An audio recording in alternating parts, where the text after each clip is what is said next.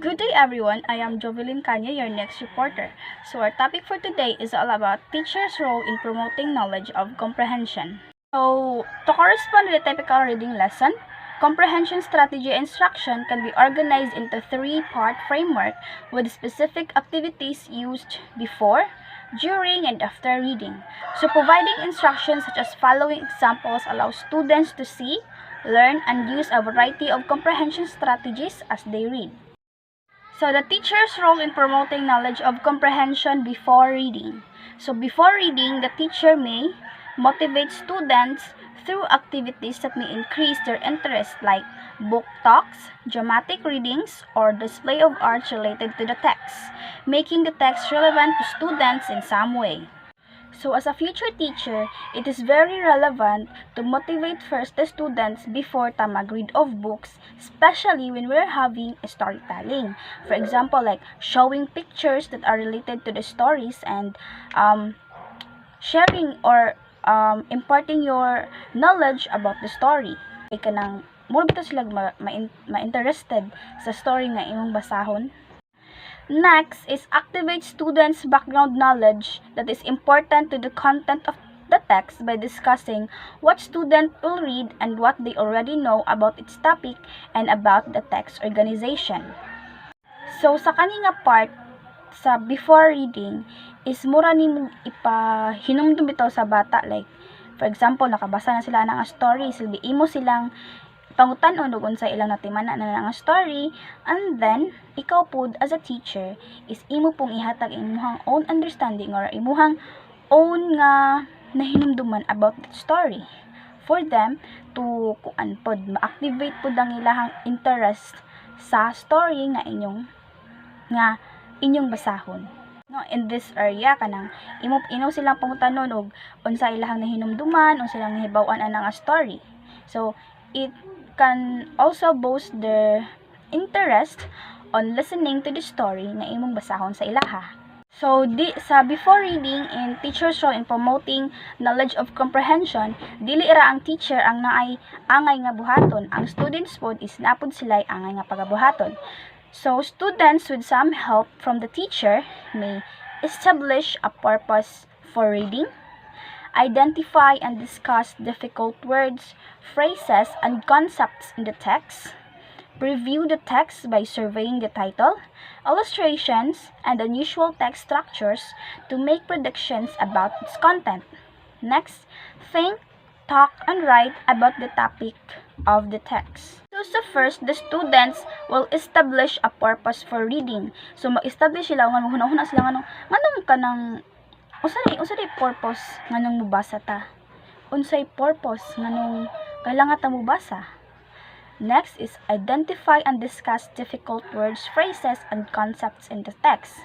So as a student, no, bisag gagmay pa na sila, there are some students nga maka-identify og kanang unsay meaning anang words, like kana bitong mga unfamiliar words, but there are also some students nga wala pa sila kahibaw ana nga mga words or phrases.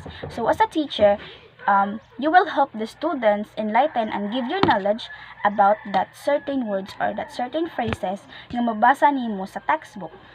Next is review the text, like surveying the title, illustrations, and unusual text structures to make predictions about its content.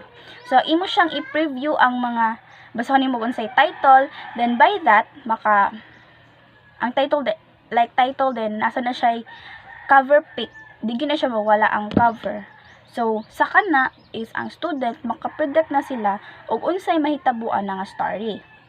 Next, think, talk, and write about the topic of the text.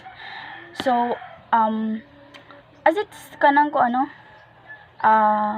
student kay di gina mawala nga una sila like usa kay sunod mahitabuan nino, usa kay sunod ani, like kanang ang kontra is matay ba or what nga ma-relate siya sa story nga inyong gibasa.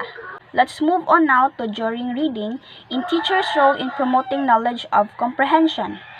So during reading, the teacher may remind students to use comprehension strategies as they read and monitor their understanding. Next, Ask questions that keep students on track and focus their attention on main ideas and important points on the text. Next, focus attention on parts in a text that require students to make inferences, and then encourage students to return any predictions they have made before reading to see if they are confirmed by the text.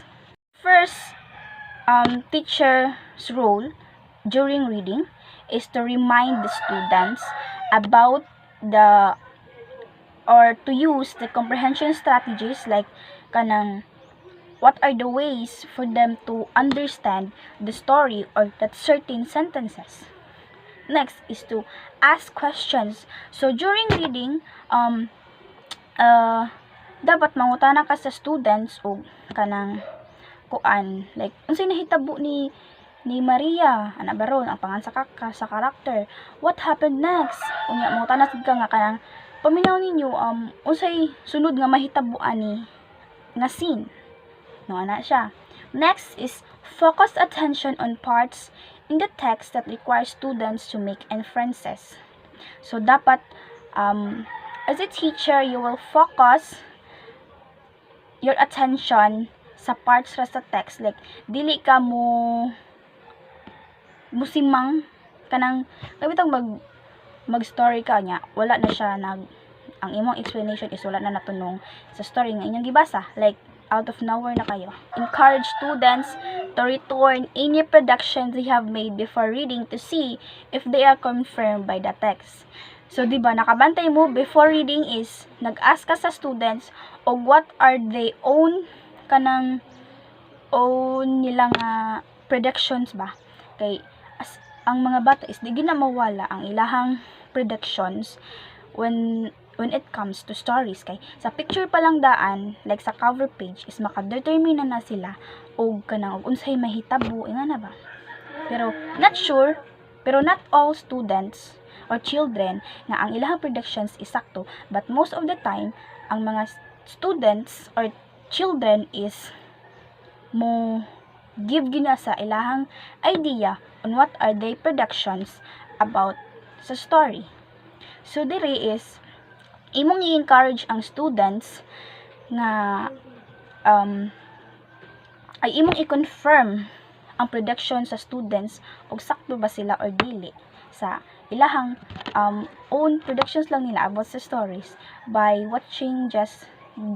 just watching sa cover page o ang pagbasa pa lang daan sa title sa story. So, as what I've said, dili ra ang teacher ang angay nga nay pagabuhaton in promoting knowledge of comprehension. So, students with some help from the teacher. So, during reading, students may determine and summarize important ideas and supportive details. So, during sa reading is ang students is makadetermine and then they will summarize important ideas and supportive details about the story.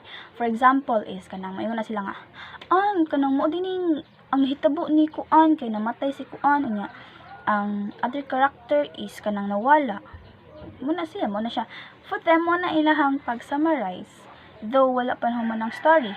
Next, make connections between and among important ideas in the text. So magbuhat na sila or they will think connections between important ideas na naa sa story. And then integrate new ideas with existing background knowledge. For example, kanang bisag wala pa nahuman ang story ug basa, makaingon na sila, si kuan klaro kayo kay mamatay na dira. Klaro kay si kuan kay kanang mag-away na sa dira unya. Kanang something lagi nga na bitaw nga sige mo bitaw sila mag-una. Next is ask themselves questions about the text.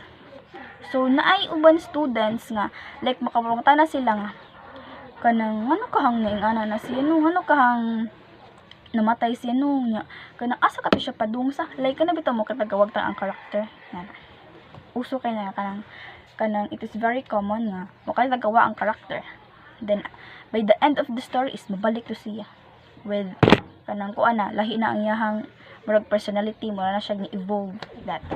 Next, offer interpretations of and responses to the text.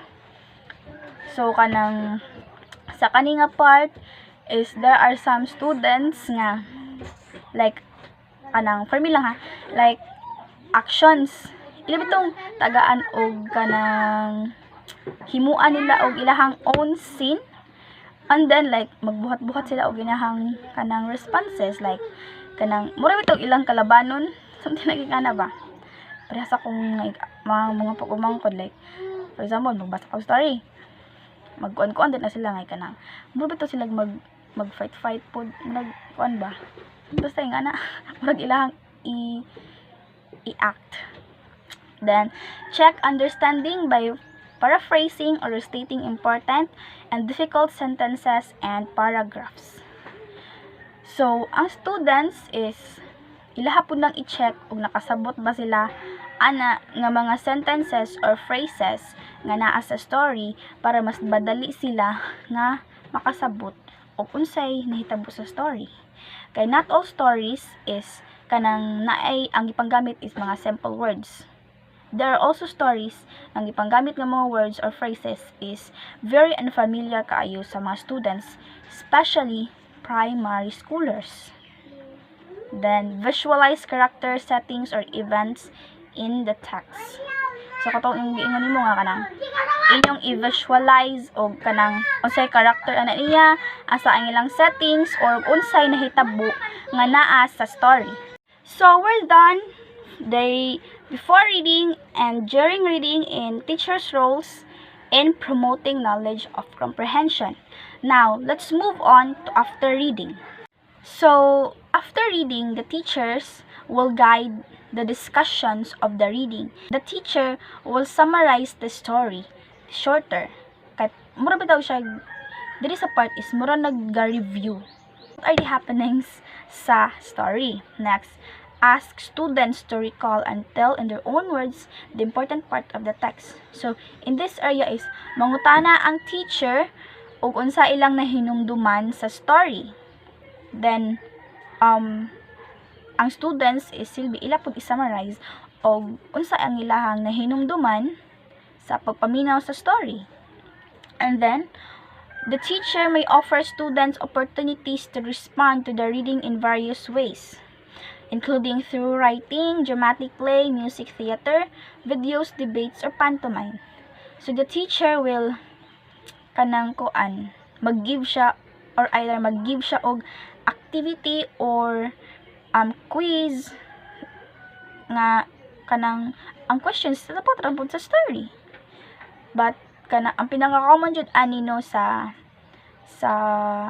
like primary for me lang ha, ang pinaka-common lang is kaning kanang magdrama. Udyo ko kalimutan ni sa una nga. Ipadrama mi sa amuang teacher about sa story nga, basta nakalimot ako ang title sa story na gipa-drama mi ato sa amuhang teacher. Murag kinder man siguro ko ato. So mo to siya.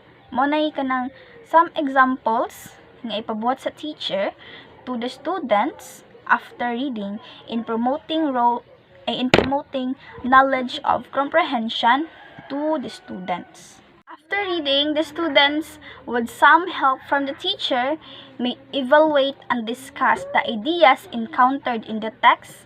In this part, they will discuss their own ideas or their own kanang magbuhat sa ilahang summarization about the story or on a certain text.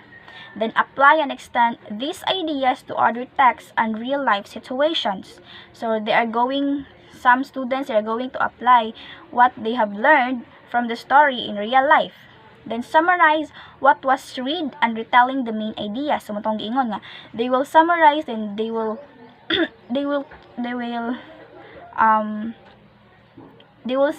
say the important happenings on the story. Then the last one is discuss ideas for further readings.